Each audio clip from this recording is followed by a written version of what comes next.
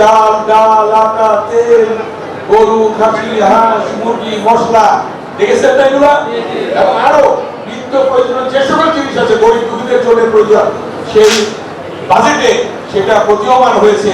এই সরকার গরিব দুঃখীর সরকার, এই সরকার জনগণের সরকার, এই সরকার জনগণের পাশে আছে, জনগণের পাশে থাকবে এবং যার মাথা থেকে চিন্তা চেতনা এসেছে একটি দেশ স্বনির্ভর কিভাবে হবে, এই যে আজকে ছাত্র শ্রমিকদের উদ্ভাবনী বিষয়গুলা সেগুলি আপনারা দেখেছেন।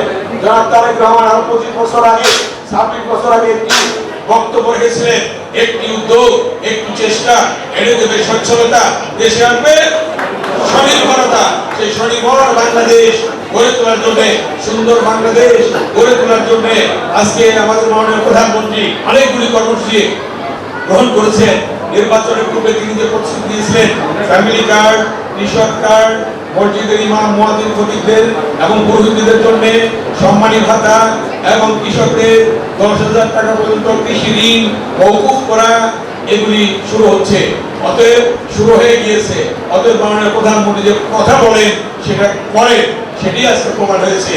ইনশাআল্লাহ যে ফ্যামিলি কার্ড কেরানীগঞ্জে আগামী 17 তারিখ 2:30টার সময় মাননীয় প্রধানমন্ত্রী অনেকগুলি জেলা অনেকগুলি থানা উদ্বোধন করবেন।